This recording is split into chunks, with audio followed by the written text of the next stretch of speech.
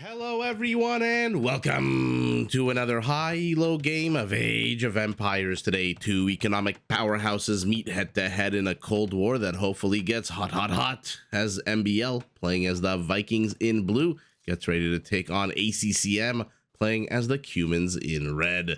Now all the players herd their herdables, explore their immediate surroundings, and try to get their butts, including rhino butts, up to the Feudal Age. Not a bad time for us to take a look at the Civ matchup that we are going to be watching today. Now, the Vikings, a civilization that does focus primarily on its infantry. Starting in the Feudal Age, all Viking infantry units get 20% more HP automatically, and later on can be upgraded to get an attack boost against both cavalry and camels.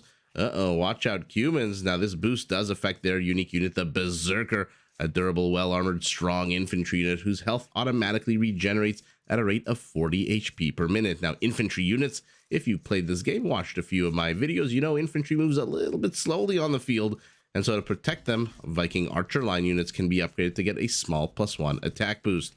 That help afford their military endeavors, get their army up and running. Vikings get both the wheelbarrow and handcart upgrades free of charge, which means their economy hits the frickin' ground, frickin' running in frickin' feudal and frickin' castle. And their infantry, which already come with a few cool features I mentioned, can be upgraded even more, to earn gold whenever they kill villagers, monks, and even trade units. Now, whose villagers, monks, and even trade units might MbL want to kill today? Let's take a look at the right side of the minimap, where we've got ACCM playing as the Cumans, an incredibly fast civilization with an incredible roster of super cool features. To start with, all of their mounted units get progressively faster as the game goes on, 5, 10, 15% faster in Imperial, which does help them better maneuver their unique unit, the Kipchak. Think of this as a mounted Chukunu, basically, that fires multiple arrows, although only the first arrow does full damage. Now, some human mounted units, their step lancers, their cav archers, and yes, even their scout line units can be upgraded to train in half the time. Now, if you want to put some fast early game pressure on your opponent, you can actually build a siege workshop in the Feudal Age, although you are limited to building only rams, or if you prefer to be a bit more mobile with your attack, maybe use some ranged units, some mounted units. Well, as the Cuman, you can plop down as many stables and archery ranges as you'd like to your heart's content, because those buildings only cost 100 wood. Now, if, forget the military, you want to build a big old booming SimCity economy, the Cumans are the only civilization in the game that allows you to build a second one of these town centers in the Feudal Age. Although remember, doing this does take time and resources and pulls villagers off the production line and leaves you exposed in the pretty much short term. Now, to protect their settlement, their economy, whether you go 2 TCs, whether you go siege, whether you go cheaper stables and archery ranges, you got to protect what you have. And so the Cumans, unfortunately, like the Goths, do not get stone walls. Unlike the Goths, though, their palisade walls and palisade gates come with 33% more HP.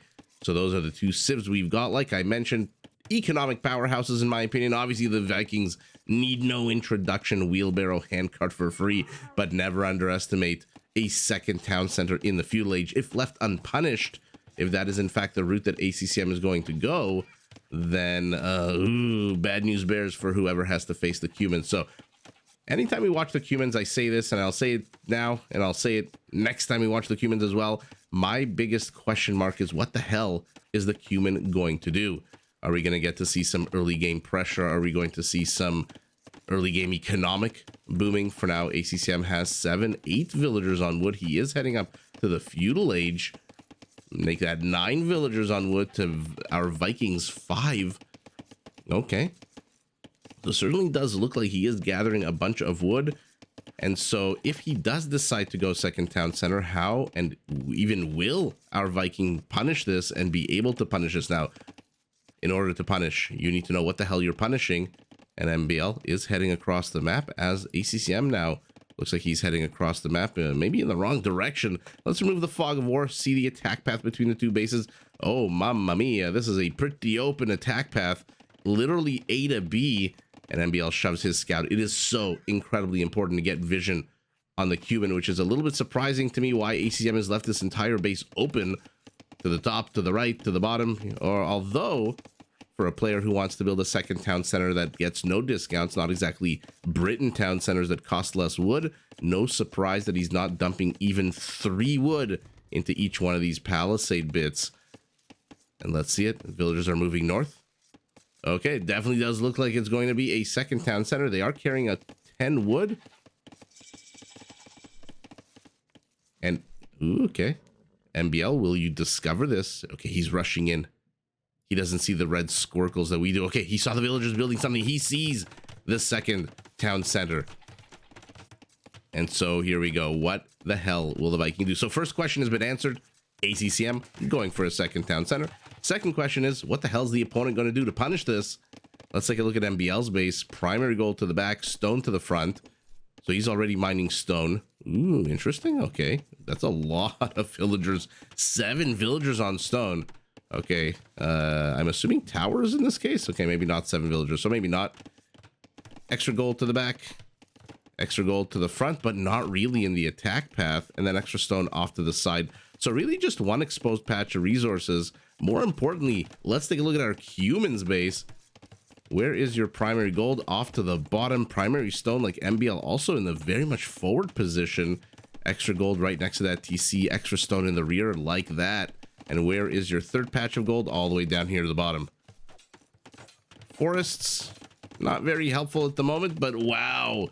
Gold already lamed, or at least going to get lamed when these 3 villagers finish constructing that tower. And what a sour start already for ACCM, who spends his stone. You are not the Sicilians. You spent most of your stone here on that TC, which means you cannot afford a tower just yet in terms of the stone cost. He does know where his primary on the left and secondary on the right stone are, in fact, but there's not much he can do about it. Look at him taking gold. Look at him taking gold. I figure he probably just set the waypoint there for these villagers. Okay, he can mine with 1 villager, probably 2 here on the corner. You are definitely in harm's way, but maybe on the corner here. ACCM, look at that, stubborn, trying to find a place where he can mine that gold. He's gonna have to buy the stone if he wants to defend against us with another tower, but sandwiching.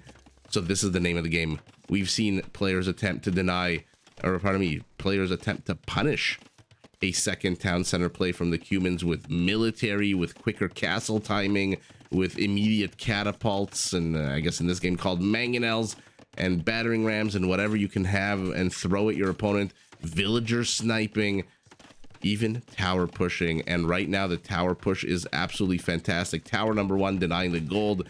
Tower number 2 making the stone a risky venture, as is jacking wood, which means you gotta do it over here. But over here now in the third tower is gonna get the stone and the wood. MbL's tower placements are absolutely fantastic. Hasn't been a single kill this game yet, but look at MbL's vision. This is how you fight against a Cuman. You have to see everything, so you know exactly, like in acupuncture, like in reflexology, where exactly to apply the pressure.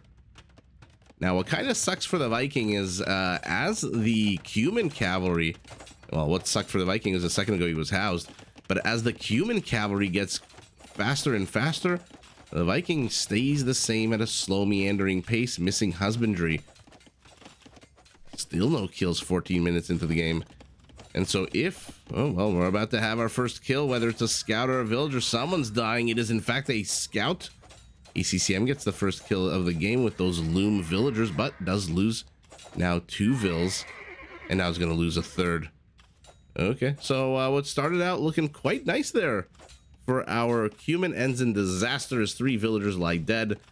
Stone is lamed, risking the gold now that he knows that his tower is fighting against the MbLs. And so brilliant move there out of our Cuman to plop that tower, get a tower war going. Well, brilliant move, first of all, to mine just a tiny fraction bit of stone, as much as you can. MbL's trying to bust in on the right side now. Oh, he's gonna catch another villager. Well, this is a combo punish here by MbL. He's got the static squeeze with the towers. He's got the mobile cavalry, which, to be fair, Vikings not exactly known for their cavalry. Also missing bloodlines, although at this point MbL's probably shoving every available chicken nugget into training his units. and probably not really concerned too much about upgrades, except for maybe the towers. Yeah, he's got fletching on the towers. Another flood of villagers runs away, but they're probably enough to be able to at least take on some of these cavalry units. Another tower. Now, to be fair, the gold has been gotten. So what has been lamed? Primary stone. Well, primary gold is kind of, let's call it a soft lame, just because these cavalry units, these light cav, these scouts are roaming the map. And so not exactly a safe place to build this mining camp. Stone has been lamed as well now that these towers have fletching. So all the stone is lamed. And the sky is gray here for our Cuman. He does have 14 villagers on gold. He does have a market, so he can buy whatever the hell he wants at the moment, which, to be fair, not a bad way to balance out your economy. Looks like he is very much interested in going up to Castle Age. Unfortunately for him, in the top left of our screen, our Viking is just a few Krugerrands short. He's housed again, MbL. I don't think he minds in terms of villager production, but yikes. Second time I've noticed, which means it's probably the third or fourth time he does manage to plop down a house, though. And there's that soft contain to the south. Extra gold and primary gold, both lamed. I mean, this is just ridiculous. Our Cuman has one patch of gold. Let's see what ACCM can do with this patch of gold. Look, empires have been built on less. He is going up to the Castle Age. And our Cuman is now following. Pardon me, MbL is going up to Castle Age. Our Cuman is going to follow about 50 seconds behind. Forward archery range for our Viking as well. So he's going to start long range sniping villagers. And look at this tight little squeeze. This is like a bodice, like a corset in Age of Empires. You have nowhere to go, and here we go, a minute away from Castle Age. Once he gets Bodkin, even more of this gold is going to be lamed. Right now, only 2 or 3 villagers are at risk, and ACCM catches wind of it, of course, with his outpost here. And so he knows he's facing yet another tower. His will go up first. I wonder why our Viking isn't dive bombing in to kill a few villagers. Maybe because the HP on these scouts is so low. But once he hits castle, look at that. He's investing in armor upgrades. He's definitely going to upgrade these to light cav. And that's exactly why he didn't rush in. Even getting 1 villager for now 2 scouts is not a great move. Okay, tower's been abandoned. Let's see what's going on around the map. Another tower here on the left side. 2 archery range with archers. Yeah. The soft contain to the south continues. The static contain in the middle. I thought he was building a tower here. I guess that was canceled. Okay, it's not scouts. It's not Bodkin. It is Bosa. That is the irrelevant upgrade here. So MbL investing a little bit in the, let's say, foreseeable future. There's Bodkin. And now things are looking real bad because MbL is just everywhere. His archers and towers are making these fields fallow. Resource patches are not being gotten. And look at the mini-map. There's more blue than red in Red's base. But here we go. Castle Age. Now, the cool thing about the Cumans in the Castle Age, so they get battering rams. Where are you? They get battering rams in Feudal. They get capped rams in Castle Age. That being said, capped rams with their negative melee armor do not stand a chance against knights. Even unupgraded knights. I thought it was going to be a continuation of the scout play. It is, in fact, knights that are popping out for our Viking. And they're going to have forging. So with that forging, we'll be at a +1/+1. So far, 9 human villagers have been killed, but our Cuman is still ahead 13 villagers. Imagine MbL hadn't gotten those 9 kills. He'd be ahead 22 villagers right now. 2 town centers. What an economic insanity the ability to put down another TC is now. They don't need husbandry, the Cumans, because we're in castle, so they automatically move 10% faster. Good luck to the Viking cavalry trying to catch up to them. And at this point, to be fair, if MbL invests in the next armor upgrade, he should be able to just run in with his knights. His settlement, by the way, has been untouched. Has ACCM even seen? Yeah, okay, so he's got a general idea of where that settlement is and what's in it, but I don't know. I don't think he really cares that much because he is in survival mode. Cavalry forces are closing in on one another. Mangonel's closing in on the tower to the right. If he gets that, he can get the stone. And if you get the stone, you know what they said in Scarface, first you get the stone, then you get the power, then you get the women. I'm not too sure ACCM cares about anything other than getting the W here, as he is getting dive bombed yet again. And every time that our Viking moves in, even for a fraction of a second, the villagers have to run away. And when they run away, they're not gathering resources. Sure, they drop off what they're carrying, but how many villagers are just huddling, not doing anything? TC idle time for our Cuman is 5 times larger. I'm in absolute shock that these Viking cavalry units are even this close. And ACCM, for some reason, chooses now to turn around and fight on the low ground. To be fair, that one knight for MbL was weak. Okay, bye-bye cavalry. He's now ahead only 9 villagers. He's down 8 army count. He is training camels, which for the Cumans, unfortunately, is as good as it gets. They don't get heavies. But here we go. Okay, 17 villagers on stone. I don't even know if there's enough surface area for all these villagers to make it. This one and this one and this one, they're not doing nothing right now. Second tower will fall unless MbL's Mangonel gets the juiciest of shots, and it does. With the high ground, does survive that little bit of a tickle that the other Mangonel got off on it. So archers are still alive. Not too sure exactly where they are. Okay, they're inside the tower. Soft contain to the south continues, meaning 2 of 3 gold patches are untouchable. The one to the north is getting depleted real quick. Is this the only one that's left? Only 170 gold left in this guy. Yikes. Infrastructure is getting cleared out. And the squeeze continues, but almost 500 stone by these 17 stone miners for our Cuman. The question is, even if he plops down a castle, it's gonna have to literally be right here. It is gonna have to be right next to this gold, because otherwise he is in a world of trouble. By the way, behind this, 1, 2, 3, I wish I knew how to count in Norse, 4 town centers for our Viking, who, remember, gets handcart automatically the second he hits Castle Age. It's like the Turks with chemistry being able to train bombard cannons the second they hit Imperial. It's like conscription with the Vietnamese kicking in the second they hit Imperial. Getting these upgrades, wheelbarrow and handcart.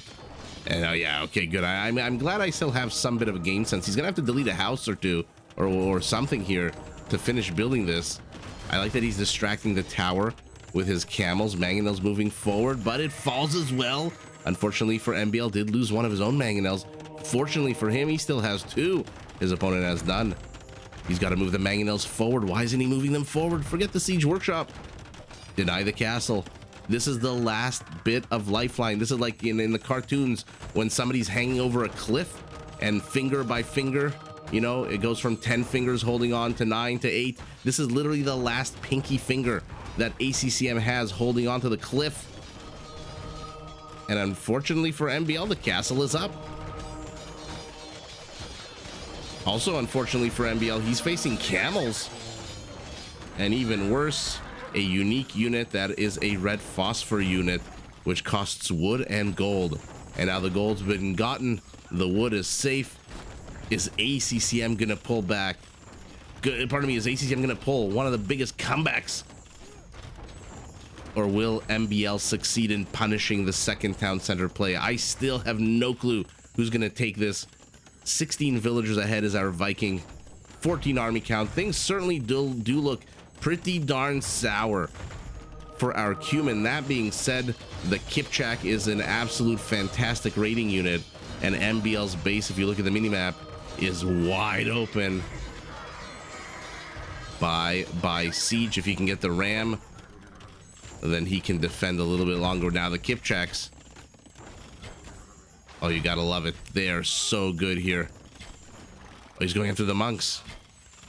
No, forget the monks. Go after the villagers. Look how exposed. There's not a single safe villager on this map for our Viking. But doesn't seem to matter because ACCM is stubbornly pushing right into the melee cavalry for some reason. And now 4 instead of what should have been 6 or 7 Kipchaks are heading this way. Okay, Lion jumps in, and what absolute terrible pathing. No! Why did he do that? And now he's going underneath the TC. Oh my goodness. Oh my goodness. One by one they fall.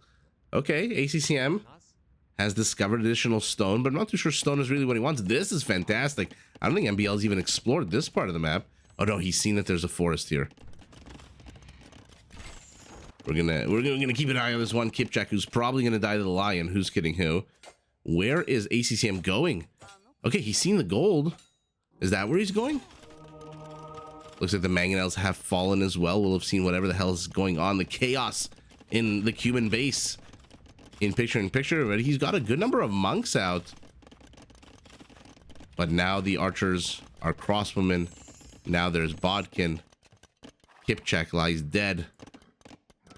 Villagers, to be fair, are out in the middle of nowhere. ACCM, not a terrible amount of resources. He's got enough to build his rebuild his economy, but oh, now there's a castle in his face. But he's got to get damage done. Oh no, 2.5 minutes away from Imperial is our Viking. Okay, this is a little bit of a better path. You didn't run through the ass paddling of knights and you didn't get fired, pumped full of arrows from the TC. And now they're castle. Oh my goodness. MbL says, hey, you put down a castle. I like that from the playbook. And here we go, the Kipchaks on the left. A couple of more villager kills. But they can't stop moving. They've got to abuse the slow moving. This is like Mongols versus Teutons. You have to abuse the slower moving. No, what are you doing? Why ACCM? Why? Okay, Kipchaks look like they're heading home. I mean, having the Kipchaks here would definitely have secured this castle. But why did he place it? First of all, why is he even... There you go. What is the point of this? You think your opponent, who controls pretty much the entire map, is going to give a rat's ass that you've lamed a little bit of gold? My goodness. So castle basically denied. There's nothing left to defend against this knight. It looks like the Kipchaks also ran into a bunch of crossbowmen here and died. Now he's facing not one but two castles. And I wonder if he asked MbL, hey, by the way, are you heading up to Feudal Age? Yeah, that would be funny. Are you heading up to Imperial? To which MbL would be probably saying yes. And then ACCM, just like everything. I mean, MbL punishing his opponent every which way. Punishing him militarily with kills 56 to 33, killing 27 villagers to 6. Punishing him economically by, I mean, look at the size difference of these economies, almost 50% bigger. Punishing him with static tower, squeezing. Punishing him with scouts, archers, knights, mangonels, as they ravage whatever little economy our Cuman has. And MbL pulls off the punishing. I mean, it took a while. We're 37.5 minutes into the game. This second TC went up a long time ago. It took a while, but ACCM got punished by the unrelenting pressure of our Viking.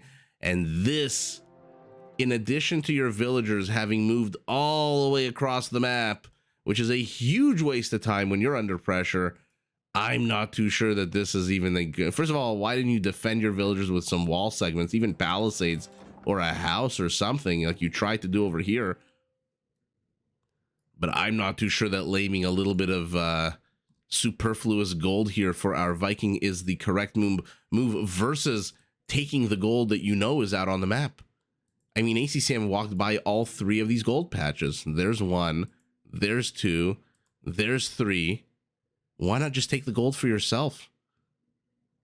Curious play. I mean, if anyone in the comments knows why he tried to put this castle, I mean, obviously I know why he wanted to lame the gold, but I don't know. Am I missing something? Would that really have crippled the Viking economy? As the Viking... Oh, interesting. The Viking has not seen this patch of gold. The Viking has not seen this patch of gold. Although, yeah, you just peeking out of the... a little turtling out of the ether is a little bit of gold that the Viking did see. Now, this was a great castle. allowed him to go more and more Kipchaks.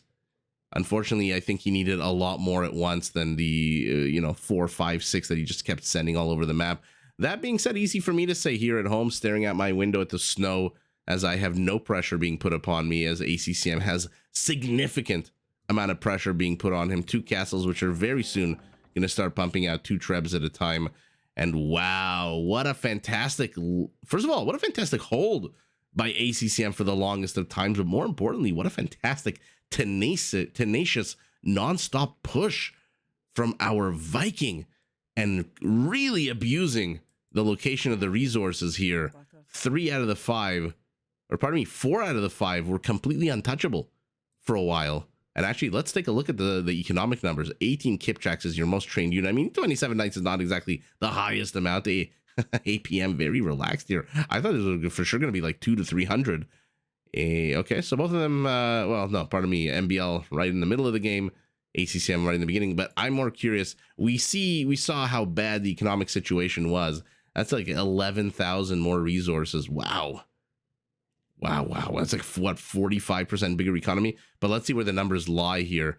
Okay, so about 3,000 more wood, about 5,000 more food, 1,400, so about 30% more gold, and double the stone. Wow. Okay, well, there's some bit of market play here by our Cuman as well, but this is the squeeze. These are the towers. These are the never-ending. And again, MbL using every tool in his arsenal. Like I mentioned earlier, when the knights run in and the villagers have to abscond into the town center, that is time they are not doing anything and gathering anything, and basically, idle, I guess is the right word to use. 6 conversions to 4, 8 raisings to 7. That's funny. Numbers very similar here, but at the end of the day, 23 more kills in total and 21 more villager kills. I'm surprised that ACCM even managed to kill 6 villagers, but those must have been all constructing villagers. Yeah, the construction crew villager in Age of Empires is the second most dangerous job for a villager after a Treb repair versus a British Treb. With Warwolf, that is the number 1. You have no lifespan against that.